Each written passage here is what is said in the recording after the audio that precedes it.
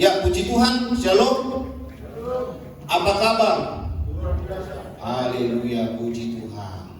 Saya melihat Bapak Ibu Saudara dalam keadaan diberkati dan awet muda dan makin bersuka cita dalam nama Tuhan. Haleluya, amin.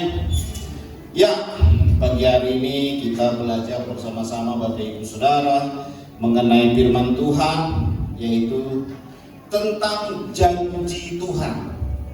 Nah, janji Tuhan. Saudaraku yang terkasih, Tuhan yang kita sembah, Tuhan yang kita muliakan itu adalah Tuhan yang berjanji sesuatu yang baik dalam kehidupan kita. Dia tidak akan pernah menjanjikan sesuatu yang jelek atau sesuatu yang yang akan membinasakan kita. Makanya jelas firman Tuhan berkata dalam Yeremia pasal 29 ayat ke-11 bahwa rancangan Tuhan adalah rancangan damai sejahtera, bukan rancangan kecelakaan.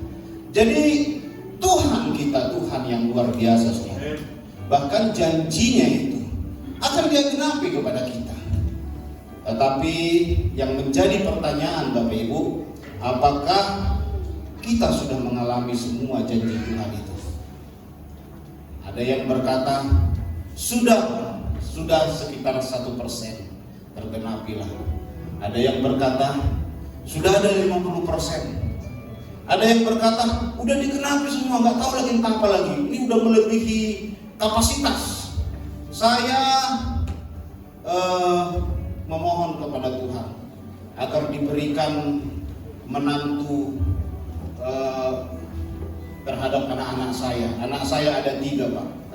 Sekarang Tuhan genapi, dapat semua menantu menikah semua. Anak saya 3, menantu 6, Pak. Bayangkan, berarti melebihi kapasitas. Nah, itu salah ya, saudara ya. Nah, saudara yang terkasih dalam nama Tuhan, seberapa banyak di antara kita yang saat ini masih berharap akan janji Tuhan? Ada yang bahkan tidak percaya, saudaraku. Ada bahkan yang kecewa. Nah, ini paling memilukan hati. Kecewa janji Tuhan. Saya nggak percaya lagi janji Tuhan itu. Selalu masalah terus. Apakah saya diciptakan Tuhan untuk mengalami masalah mulai dari lahir sampai saya sekolah, sampai saya berumah tangga? Berumah tangga pun dapat suami yang kejam, katanya gitu. Setelah saya punya anak, dapat menantu yang tidak baik, anak saya pun tidak tunduk kepada saya. Saya nggak percaya, padahal saya rajin beribadah, sungguh-sungguh menyembah Tuhan. Masalah nggak habis-habis. Tengok sana si Baluhan, nggak pernah gereja hidupnya sukses. Membandingkan sesuatu yang bukan kapasitasnya, saudara. Saudara yang terkasih, Tuhan kita itu bukan Tuhan yang jahat. Tuhan kita Tuhan yang sangat baik, loh, saudara. Bukti dari kebaikan Tuhan kita hanya satu-satunya Tuhan yang mau turun ke dunia ini untuk menebus kita dan menyelamatkan kita dan berkomunikasi untuk kita. Itu keren sekali, saudara. Saudara tidak akan menemukan di Tuhan manapun yang seperti Tuhan Yesus. Hanya Tuhan Yesus yang begitu, saudara. Dan tidak ada Tuhan yang seperti itu. Nah, Bapak Ibu Saudara, janji Tuhan. Ada sebuah lagu yang saya ingat, saudara, pada tahun 2004. Mungkin banyak yang nggak tahu juga karena ini lagu band, saudara. Lagunya lagu rohani sih. Tapi sudah agak lupa saya. Ku tak pernah janji takkan ada badai. Ku tak pernah janji takkan ada cobaan. Ku tak pernah janji tak ada masalah. Tapi aku berjanji kan selalu sertamu. Waktu saya dengar ini lagu ini, saudara, bingung saya. Loh, ku tak pernah janjikunya itu maksudnya Tuhan ya. Tuhan tak pernah janji tak ada masalah. Tuhan tak pernah janji tak ada cobaan. Tuhan tak pernah janji tak ada ujian. Tapi yang dijanjikan Tuhan apa, Bapak Ibu?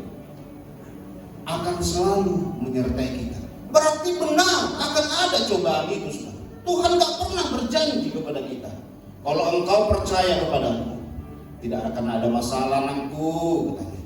Kalau kau percaya kepadaku, tidak akan ada cobaan anakku.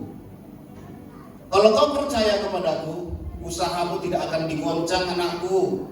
Saudara yang terkasih, janji Tuhan ternyata penyertaan. Mungkin usaha kita pernah digoncang, tetapi pertolongan Tuhan selalu ada dalam setiap janji. Orang lain tidak ditolong, tapi kita ditolong. Makanya ada pujian yang berkata, tolong juga, aku juga. Itu ada ya lagu zaman dulu ya. Yang lain ditolong juga, aku juga. Maaf, agak lupa saya liriknya, saudara. Karena itu lagu bolang-bolang, apa ya, opung-opung ya, zaman-zaman dulu ya. Nah, kayak mana liriknya itu ya? Jika yang lain ditolong juga, enak lagunya itu, saudara. Aku juga, kita ditolong oleh Tuhan, saudara. Jadi penyertaan Tuhan selalu ada. Jadi Tuhan tidak pernah berkata begini, aku akan menyertai umatku yang khusus anak-anak saja. Aku akan menyertai anakku yang anak-anak muda saja. Enggak, saudara. Aku akan menyertai anakku yang ganteng-ganteng dan yang cantik-cantik, yang baby face, yang tidak ada jerawatnya, yang tidak ada komedonya. Tuhan gak pernah berjanji berkata begitu, saudara. Menyertai siapapun yang percaya, anak, muda, anak-anak, dewasa, tua, sampai saudara pikun, sampai tubuh kita ini tertanam di tiang lahat dan dinyanyikan oleh orang. Aku berserah. Berarti kita sedang diantarkan ke penguburan. Sampai di penguburan kita pun ditanamkan, kita nggak tahu apa-apa, saudara. Semua kita akan sampai ke sana. Siapapun engkau saat ini mungkin berkata, oh saya ini orang yang tenang, saya ini cantik, saya ini ganteng, saya ini sukses, saya ini diberkati naik mobil Mercy, BMW, Ferrari kemana-mana. Suatu saat engkau juga akan dinyanyikan oleh orang lagu ini. Orang suatu saat akan mengiringi engkau dengan berbaju hitam semua, dengan nyanyian aku berserah, aku berserah. Kalau di HKBP,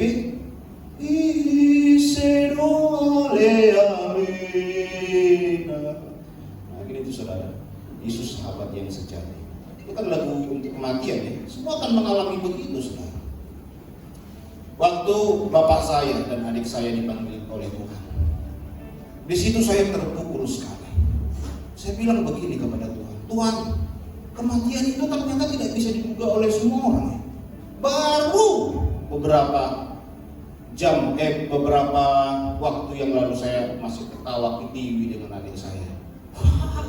Ya saya kalau jumpa dengan adik saya jarang ngomong serius, saudara. Selalu ketawa-ketawa. Malamnya ditelepon oleh istrinya. Aman, katanya gitu. Sudah meninggal Bapak Kastel. Tak kaget saya, saudara. Ternyata saya pikir di beberapa hari itu Tuhan, betapa sedihnya kalau kita dipanggil Tuhan tidak melakukan apa-apa. Saya pikir gitu, saudara. Nah, mungkin adik saya saudara sudah melakukan juga. Bapak saya juga mungkin dalam porsinya masing-masing. Semua kita juga pasti. Tapi saya Tuhan pengen, kalau saya dipanggil Tuhan, saya harus melakukan sesuatu berguna bagi kekristenan, berguna buat bangsa, dan berguna buat negeriku. Nah itu, saudara. Makanya saya terus bersuara menyampaikan segala sesuatu yang ketidakadilan. Kadang-kadang walaupun kadang-kadang memang istri, mama saya, adik saya selalu saya sama saya, saudara. Tapi saya bilang sama istri saya, gitu juga dari saya juga. Aku ini hamba Tuhan, hidup matiku di dalam Tuhan. Ketika aku berkata kepada Tuhan, Tuhan Yesus, aku terima Engkau sebagai Tuhan dan Juru Selamat, masuklah ke dalam hati. Terus itu kan ajakan ketika kita menerima Tuhan Yesus. Saudara masih ingat nggak? Kapan saudara pertama sekali terima Tuhan Yesus dalam hati saudara? Saya semalam berpikir-pikir, indah sekali ya. Saat pertama sekali kita, Tuhan, aku terima Engkau sebagai Tuhan dan Juru Selamatku. Masuk dalam hati. Kayaknya bahagia sekali. Apakah kebahagiaan itu masih ada sampai sekarang, saudara? Rasanya masuk di dalam hati. Apakah Yesus itu masih ada dalam hati kita? Pada masa-masa itu adalah masa-masa spesial bagi saya. Ketika saya bisa mengundang Tuhan Yesus dalam hidup saya, Dia ubahkan hidup saya, saudara. Saya suka itu, saudara. Apalagi masa-masa janji nikah. Baca itu ya. Aku berjanji akan selalu setia sehidup semati, baik susah. Coba saudara buka lagi itu apa yang disampaikan oleh Bapak Gembala kan. Apa namanya? Fotokopi, laminating, tempelkan di kamar. Begitu berantem sama saya, baca itu, baca. Pak, mobil, baca. Iya kan saudara yang terkasih. Kadang kita lupa dengan janji nikah kita. Baca saudara, spesial sekali loh. Saya lihat di Google itu ya, janji nikah GBI tadi malam. Jadi teringat saya pertama itu ya. Kita rasanya waktu menikah kayak serius, gitu ya. Sekarang masih kita rasakan nggak hal seperti itu ya? Jangan-jangan sekarang istri kita yang gemetar. Jangan Pak, jangan pukul saya Pak. Atau suami kita yang gemetar, takut pulang ke rumah karena lagi kerja tidak bawa sesuatu yang menurut istrinya yang harus dibawa, kan gitu. Padahal setia selalu, saudara. Siapa yang tidak pernah melakukan kesalahan? Mungkin Bapak Ibu saudara yang terkasih, seorang suami, saya setia, saya adalah orang yang paling kotor yang pernah melakukan kesalahan buat istri saya. Tapi istri saya begitu luar biasa, bisa menerima, dan saya pun bertobat. Saya tidak pernah malu menceritakan itu, saudara, karena itu sebuah yang tidak benar di hadapan Tuhan. Ketika saya mengatakan hal tersebut, Tuhan lihat, saya tidak butuh perhatian manusia, saya butuh perhatian Tuhan. Ketika Tuhan memperhatikan, maka Tuhan akan mengangkat kita, saudara. Nah, puji Tuhan, kita buka dulu firman Tuhan.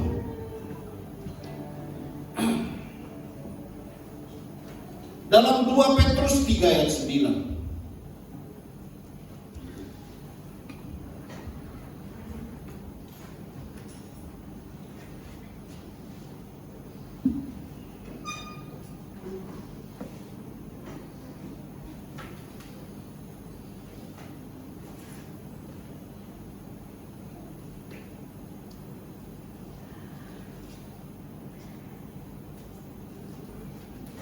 Petrus 3 ayat yang ke-9, Bapak Ibu.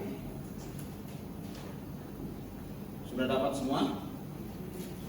Ya, kita baca bersama-sama. Beginilah firman Tuhan. Tuhan tidak lalai menepati janjinya, sekalipun ada orang menganggapnya sebagai, tetapi Ia sabar terhadap kamu karena Ia melainkan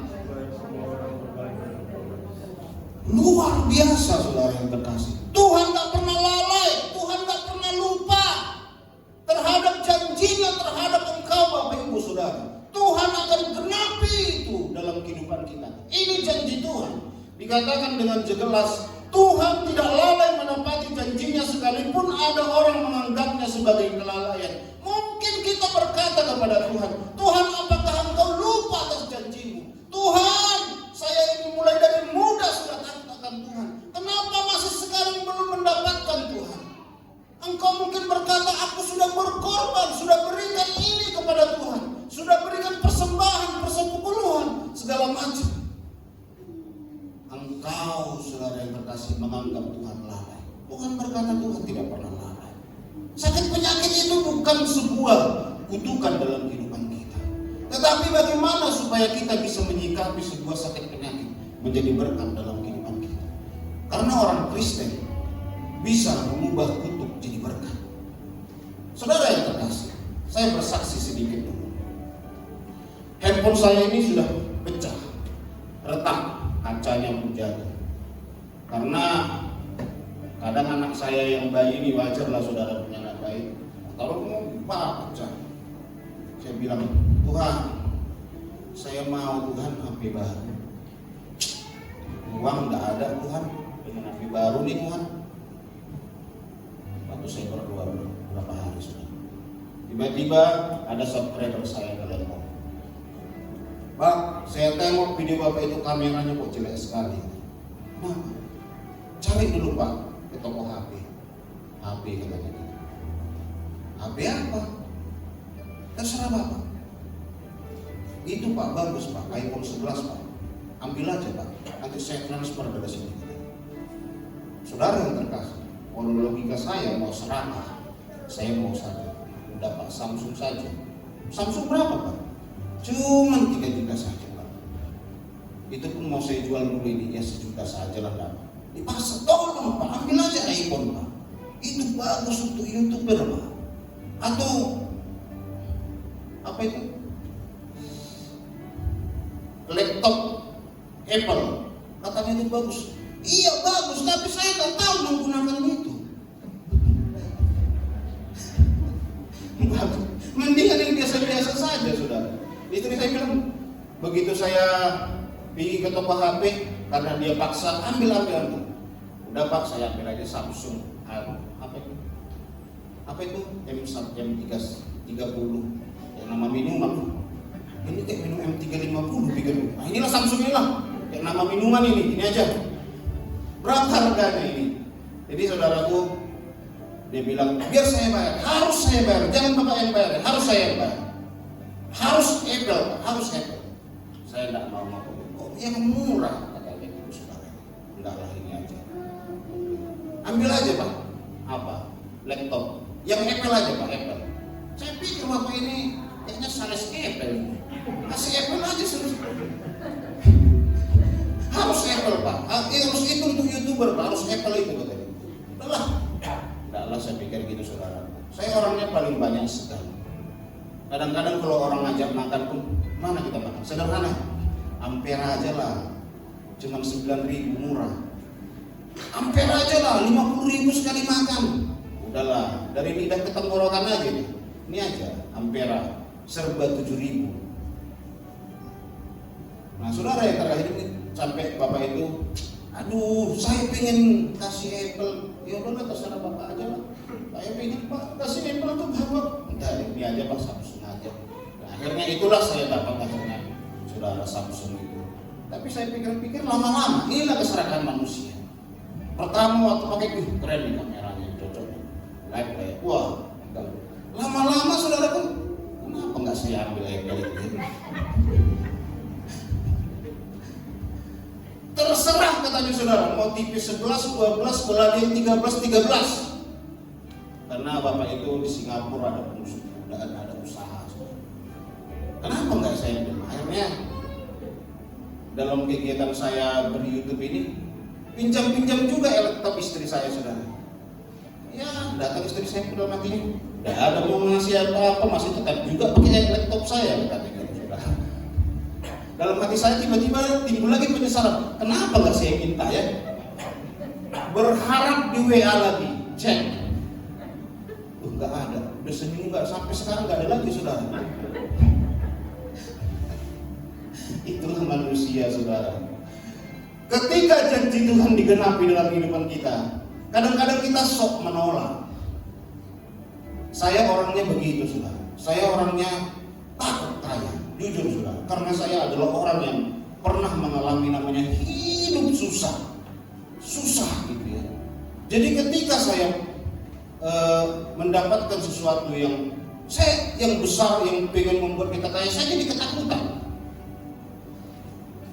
Boleh tanya istri saya, waduh, besar kali janganlah, saya bilang gitu, takut saya. Kayak mengambil mobil gitu ya, mobil.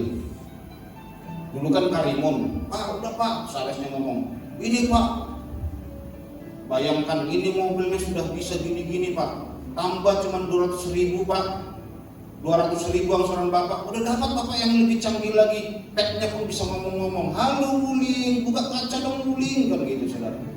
Ah udahlah yang ini aja, itu yang cukup bagi saya, keuangan saya saudara, ambil aja standarnya, nggak ada videonya, nggak ada kameranya kan gitu saudara. Udah Pak ini Pak mau mundur Bapak gitu, bisa melihat kamera nggak buka kaca lagi. Pernah saya pakai mobil adik saya mau video, ada pakai apa namanya itu, apanya itu, CCTV-nya, yang di kamera di belakang itu apa saudara? Kamera mundurnya. Tetap juga saya buka kaca gini saudara. Tetap juga keluar kepala saya. Datang aja, lihat aja itu ada kamera mundurnya kamera. Nggak nyaman saya nengok ini, tetap juga. Nah itu saudara yang terkasih. Dalam kehidupan kita sering mengalami hal tersebut. Ketika Tuhan memberikan sebuah janji yang besar kepada kita nggak siap. Ada seorang wanita curhat, dia katakan, kenapa belum menikah? Apakah nggak ada yang mau? Ada. Sampai sekarang dia mengejar-ngejar saya. Loh, kok nggak mau? Terlalu ganteng, takut saya. Terlalu kaya, udah ganteng, kaya, jadi takut dia saudara. Karena saya nggak pede Pak. Saudara pasti pernah mengalami hal tersebut. Yang terlalu jelek, maka dikasih Tuhan terlalu jelek, tahu yang nggak mau. Kadang-kadang kita bingung, saudara. Kita buat Tuhan bingung, padahal Tuhan sudah ingin menggenapi sesuatu yang besar dalam kehidupan kita. Pertama, apa penyertaan Tuhan, saudara? Roh Kudusnya akan selalu menyertai kita. Yohanes 14 ayat 15 sampai 18. Yohanes 14 ayat 16 sampai 18. Ya.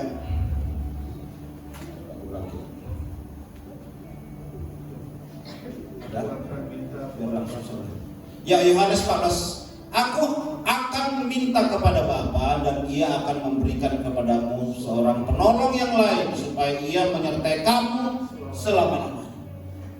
Tuhan gak berkata Dia menyertai kita sekian jam, sekian hari, sekian tahun, tapi selama-lamanya. Yang menolong kita, Roh Kudus penolong kita. Jadi senantiasa ada penolong, saudara yang terkasih.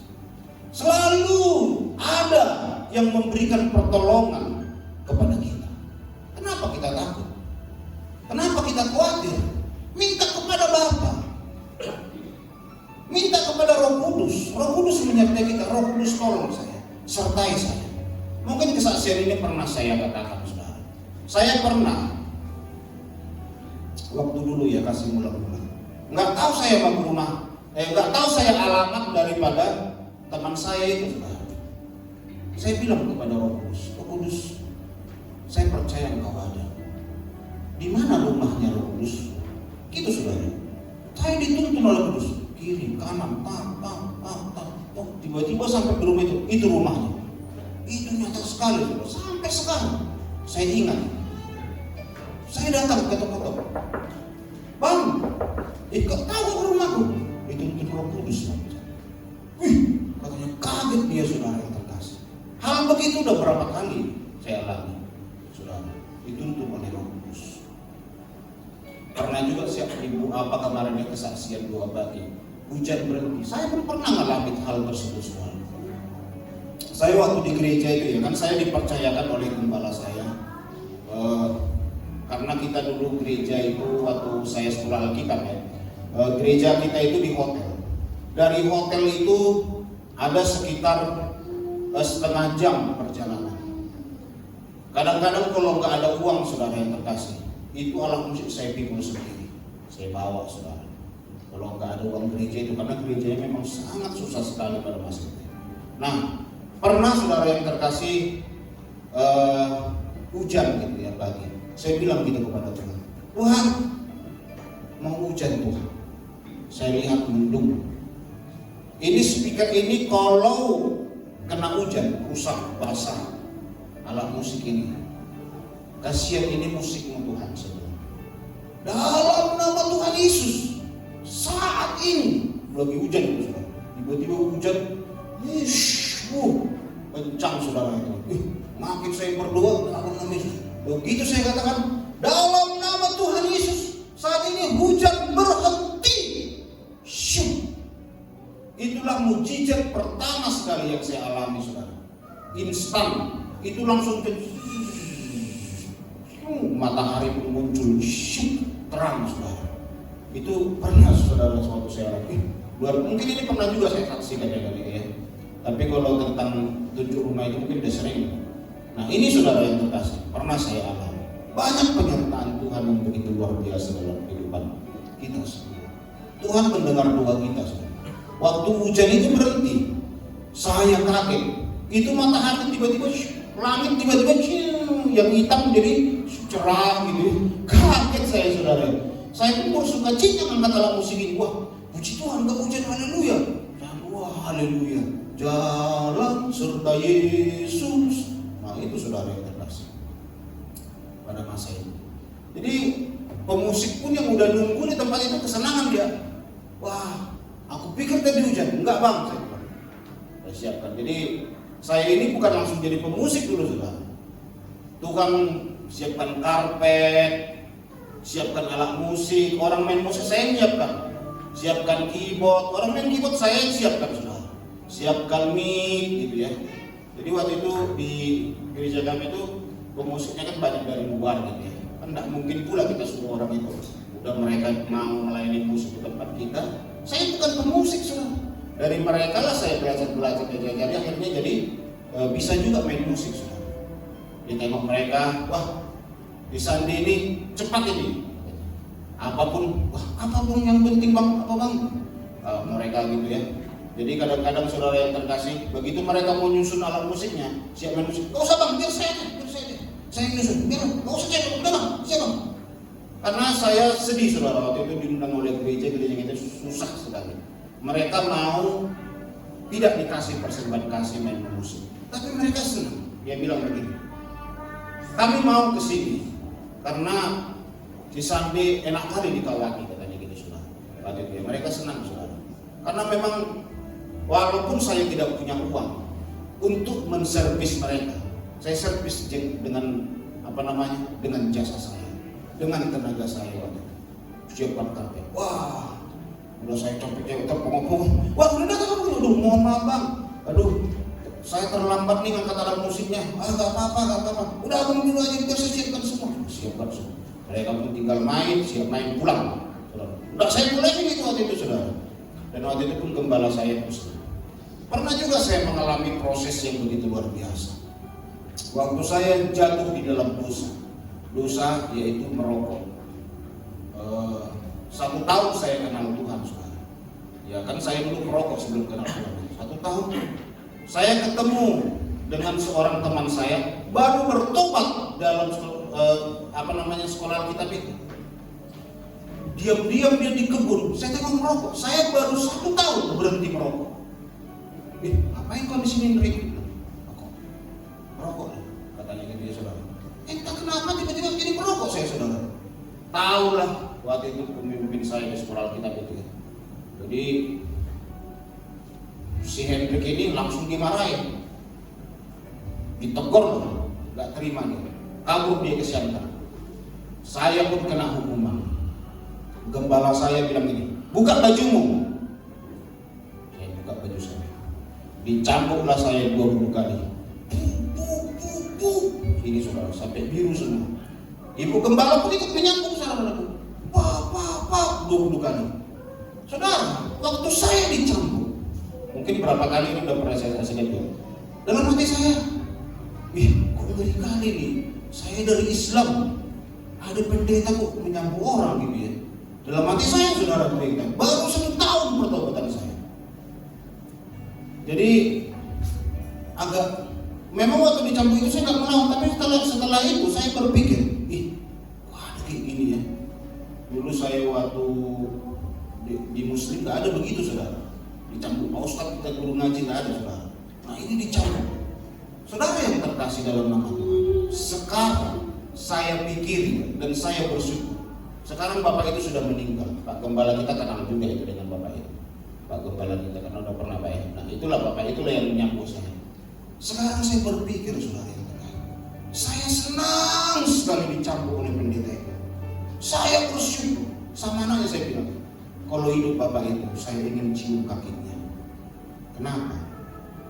Karena hasil cambukan dia saya bisa begini. Mungkin kalau nggak dicambuk saya saudara, saya akan terus jatuh dalam dosa.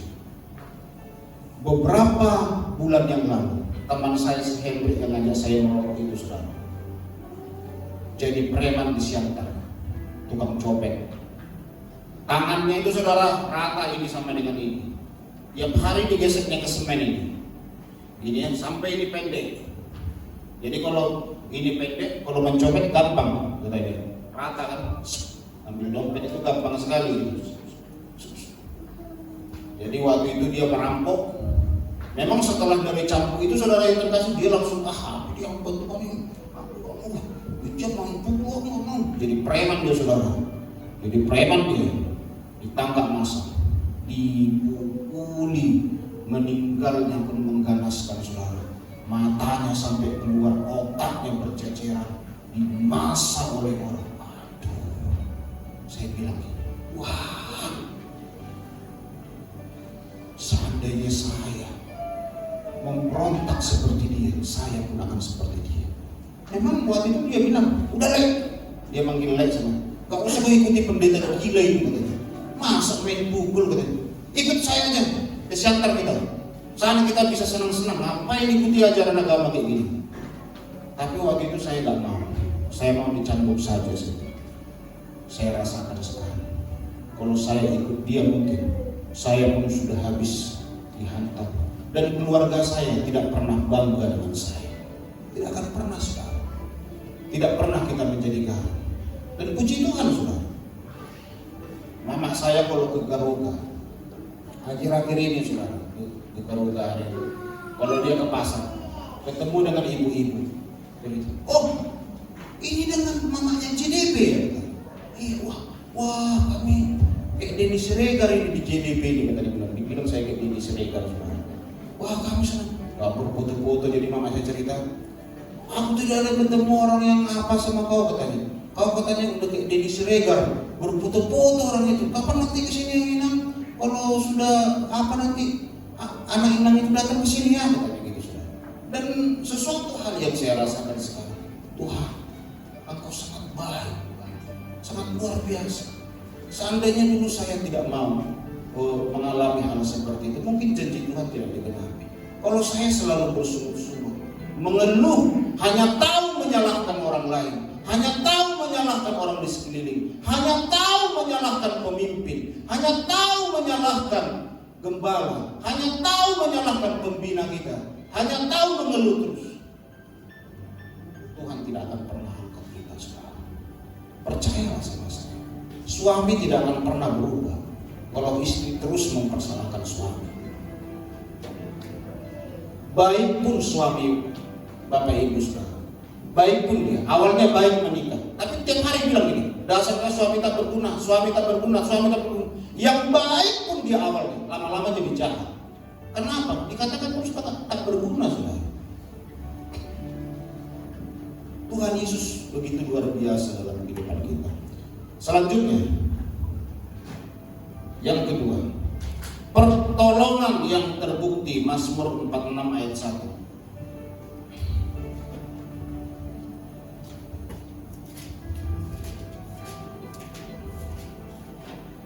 Demikianlah firman Tuhan, Mazmur 46 ayat yang pertama.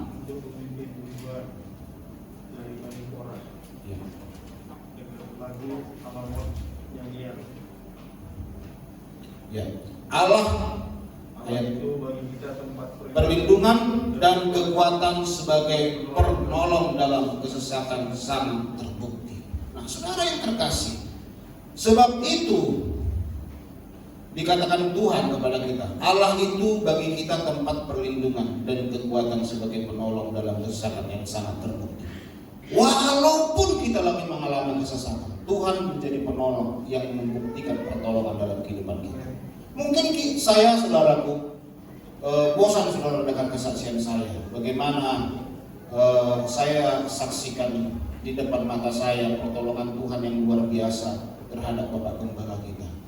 Saya pernah melihat beliau lagi dalam keadaan senang. Saya nggak tahu apakah sebelum saya berkenalan dengan Bapak Gembala ada hidupan yang lebih senang mungkin dari itu, saya nggak tahu. Tapi saya pernah merasakan hidup beliau senang. Tiap hari kami makan mie tio, siram, makan di luar terus gitu ya.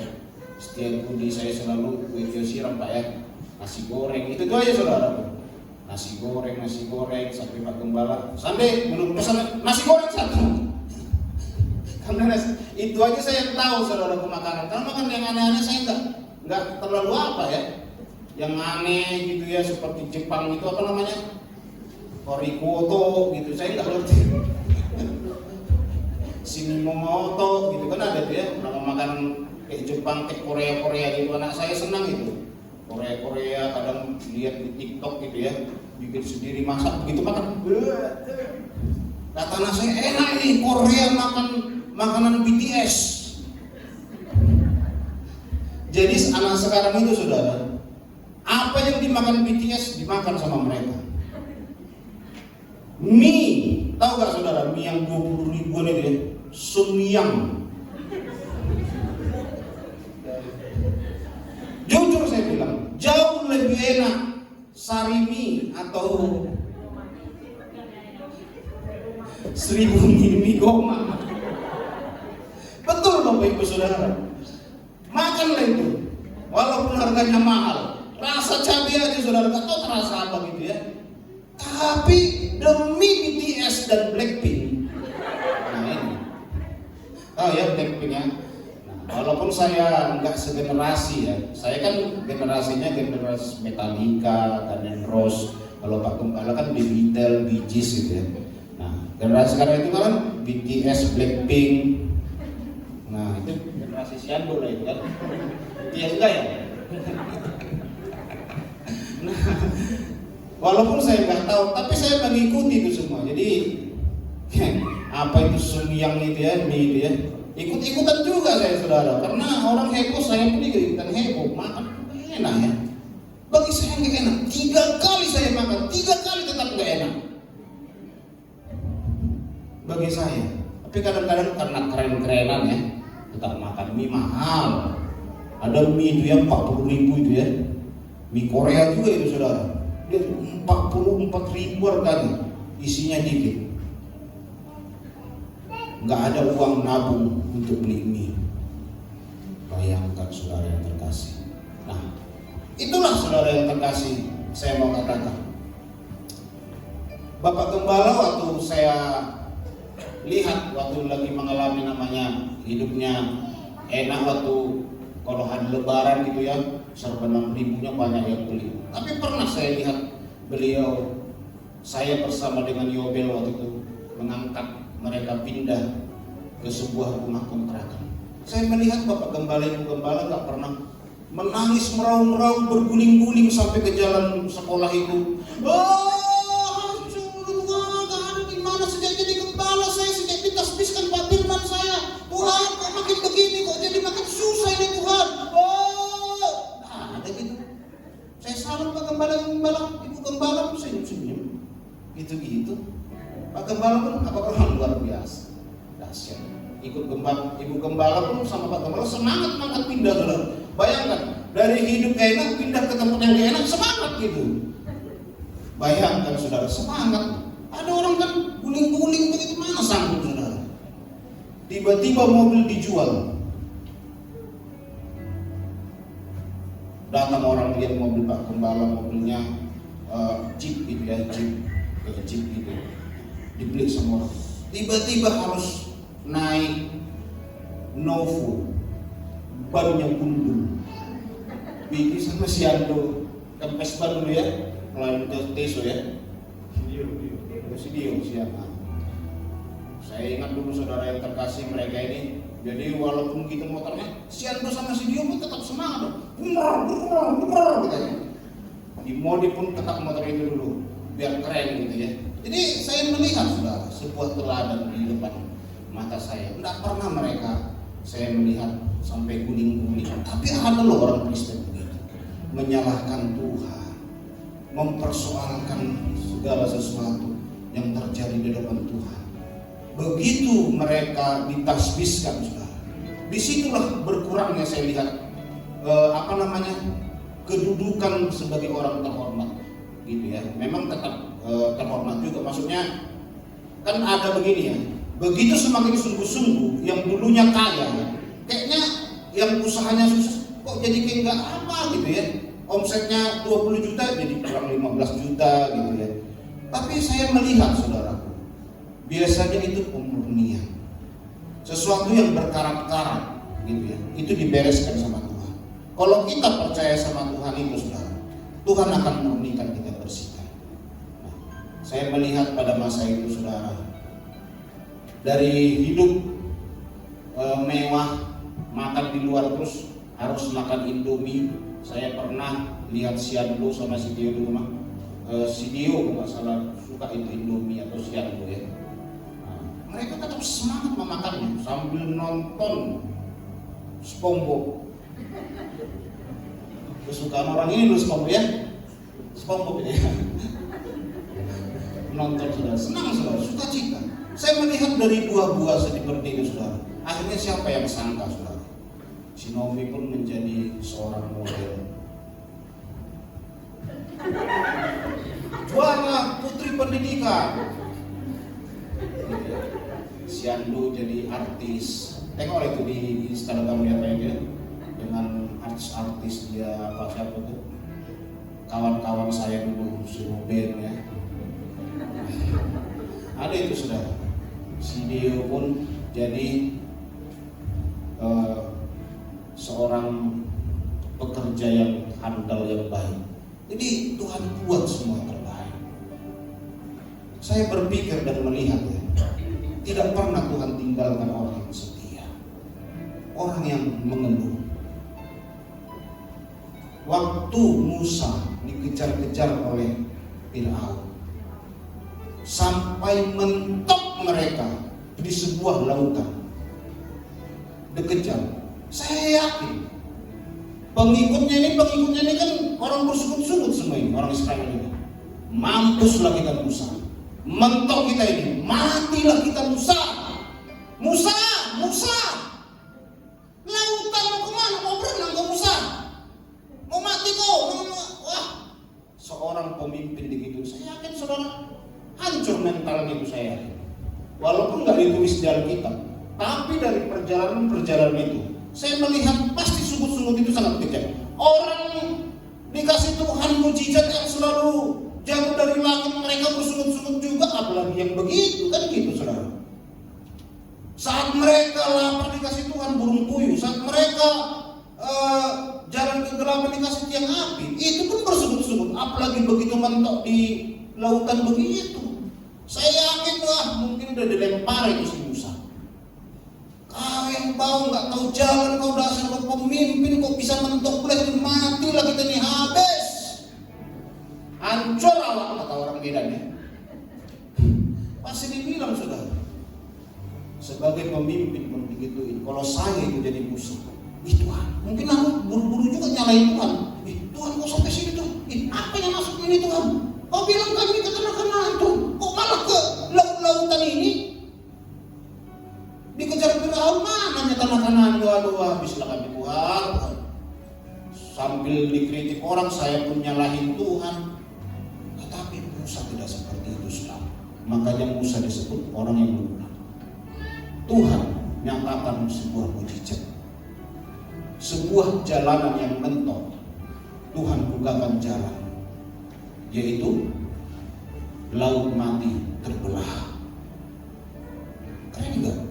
Jadi sering kita menganggap sebuah permasalahan kita ini udah mentok, Tuhan nggak sanggup lagi buka jalan. Nah ini yang paling bahaya dalam kehidupan kekristenan. Udah mentok ini. Tuhan, ini masa corona. Mungkin saudara ini sebagai penjual makanan gitu ya. penjual makanan yang hanya bisa ngantarkan gede-gede. Masa corona tidak bisa lagi? Mentok habis tuh, udah habis Tuhan, udah ada lagi masalah. Semua itu udah pembatasan, KPKP tutup jam sekian dirajia semua. Saudara tempat penyalurnya biasanya, Pak, bisa Pak angkat? Wah susah Bu, kami ditutup tiap hari, PPKM susah, nggak bisa pengunjung terus susah di kedai kopi ini katanya. Kan saudara ngantar kue pemainnya, wah temos kue saudara belum nggak laku lagi. Gimana ini Tuhan? Kok makin susah nih Tuhan, makin payah ini. Mungkin sebelum ada corona, saudara masih gampang ngasih kue ini karena kedai kopi buka 24 jam, nonton bola, nonton konser, apa gitu kan. Tapi sekarang susah saudara. Orang banyak jadi bingung. Tetapi sementok-mentoknya permasalahan saudara, ingatlah kisah Nabi Musa. Tuhan buka jalan di tengah lautan, mereka bisa melewati, sehingga musuh-musuh yang kita lihat saudara, mereka pun ditenggelamkan oleh Tuhan di laut mati. Tuhan bisa lakukan.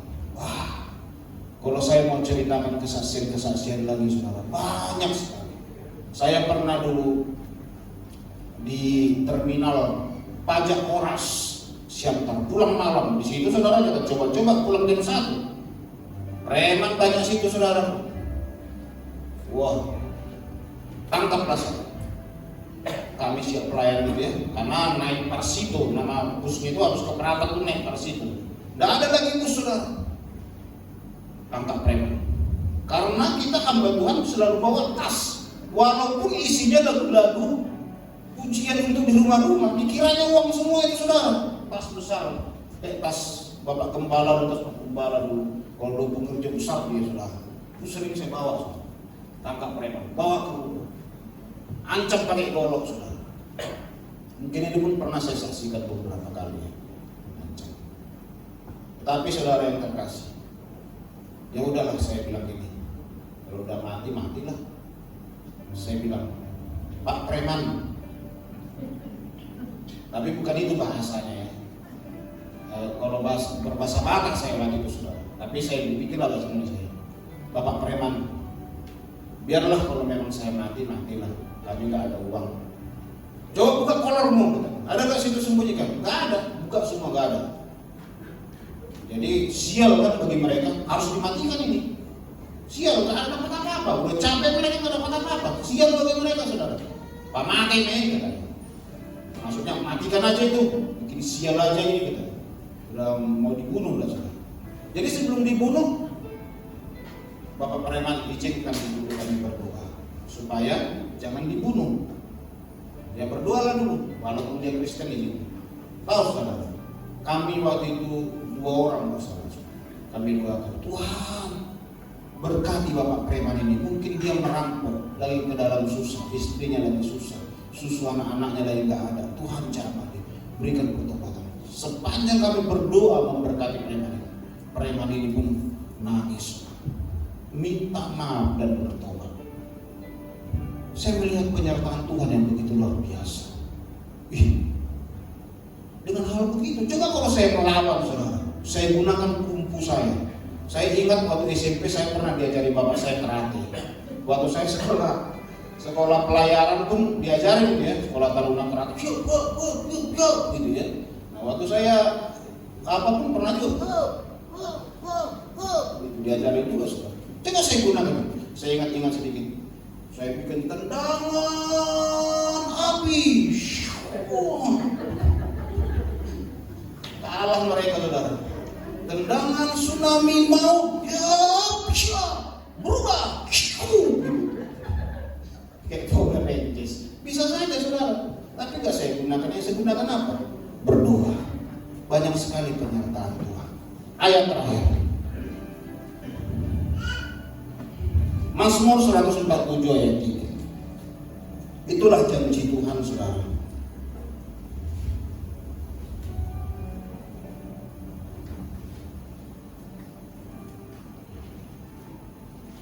Dia menyembuhkan orang-orang yang patah hati dan membalut luka-luka mereka. Ya, saudara yang terkasih, dikatakan di sini bahwa ia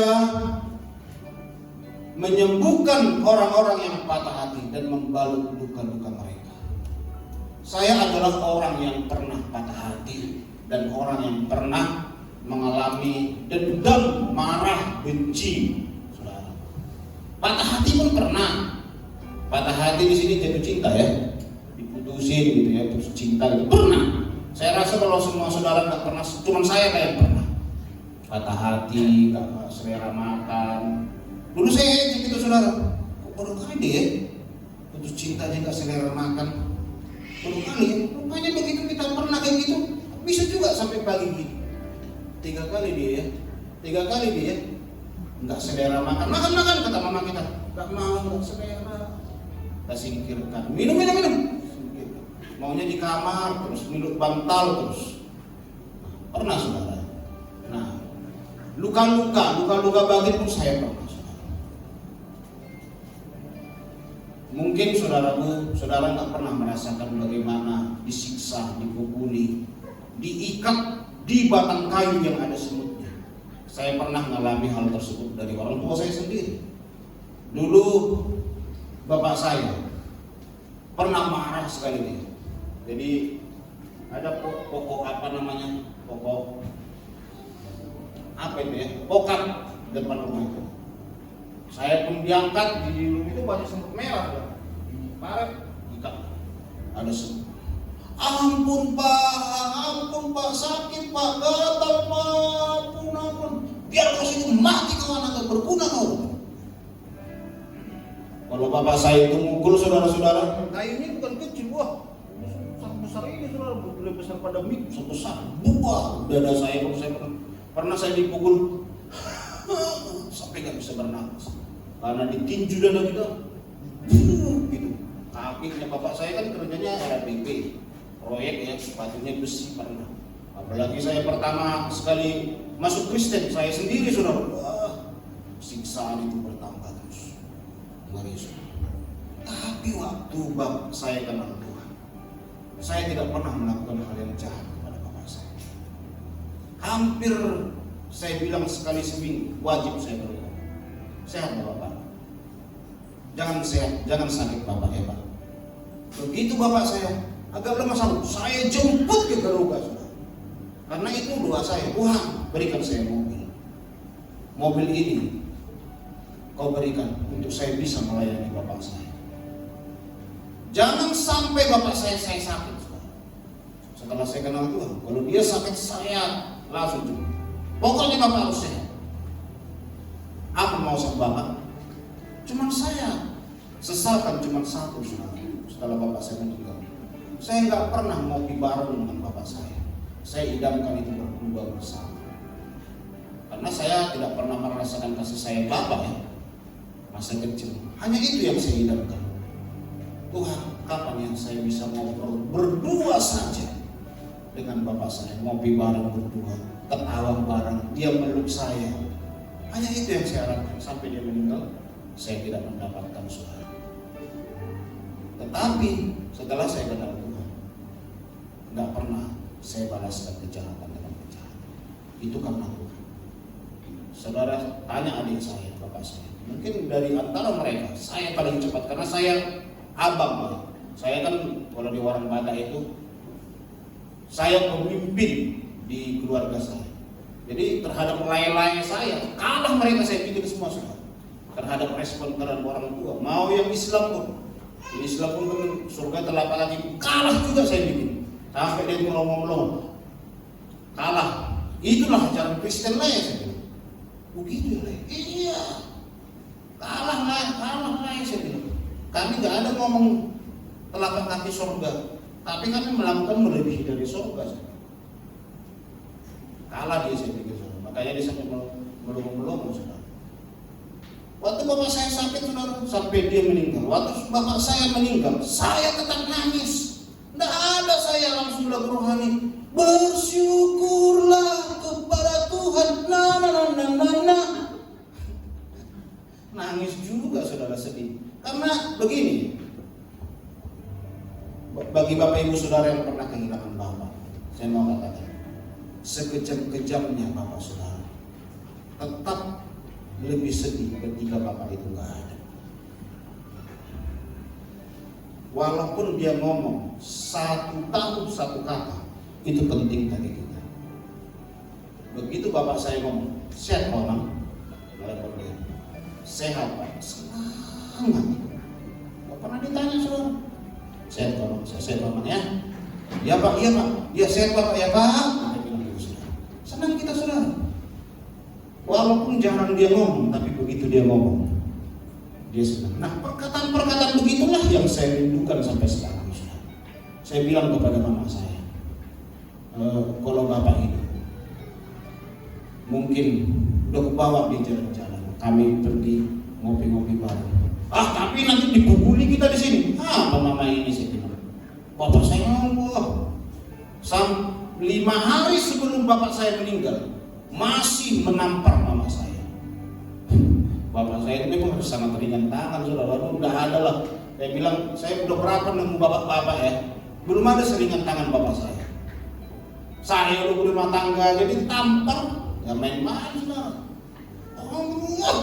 Wah, katanya, nggak jelas Saudara.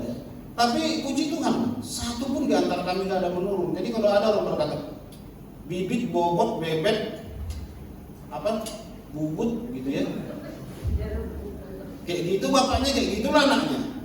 Buah tidak jauh dari pohonnya. Ada bahasa-bahasa itu. Tapi puji Tuhan, boleh tanya istri saya ini, nggak pernah saya tampar. Pernah saya tampar istri itu? Nggak pernah. Saya tuncang pun nggak pernah dia Saudara. Kalau mama saya sampai tua, sampai punya cucu, kalau tampar itu tak ada. Karena ada orang udah tua pun saya masih. Saya bilang kepada bapak saya, kalau saya mau mengeluh, udah bapak saya Pak, udah 3 juga masih ditampar Pak, masih dituncang Pak. Nggak ada, puji Tuhan Saudara. Setelah kenal Yesus ini, nggak ada saya mau dendam itu. Rugi masih dendam menjadi orang Kristen. Percuma Saudara jadi orang Kristen masih ada dendam akar pahit. Aduh, sia-sia kematian Yesus itu Bapak Ibu Saudara, sia-sia. Kalau masih ada begitu, dendam terhadap orang tua sendiri, aduh ini paling parah Saudara. Dendam terhadap adik sendiri, waduh. Adik sendiri dendam. Ini kan suatu hal yang sangat lucu kan. Adik sendiri satu dendam dia sama adiknya. Kalau masih sama tetangga ya masih bisa. Itu pun nggak boleh dendam sama tetangga. Suatu saat kita butuh pertolongan dari mereka. Karena manusia ini Saudaraku, namanya manusia bersosial. Suatu saat kita akan butuh siapapun. Tukang parkir pun kalau kita anggap nggak butuh saat ini, suatu saat kita akan butuh mereka. Saya berapa kali dapat tukang parkir ketemu di jalan itu Saudara, naik, wah puji Tuhan. Padahal kita kadang-kadang ngasih 4.000, ya enggak 2.000 aja kita kasih lebih. Mereka kasih, terima kasih Pak, terima kasih. Begitu kita datang di lagi, wow, langsung kita didahulukan. Senang sekali mereka. Nah, puji Tuhan Bapak Ibu Saudara, itu yang bisa saya sampaikan. Bagaimana Tuhan bisa bekerja? Janji Tuhan itu pasti digenapi. Mari kita bereskan hati kita, hidup kita. Hidup kita pasti akan mengalami namanya janji-janji Tuhan.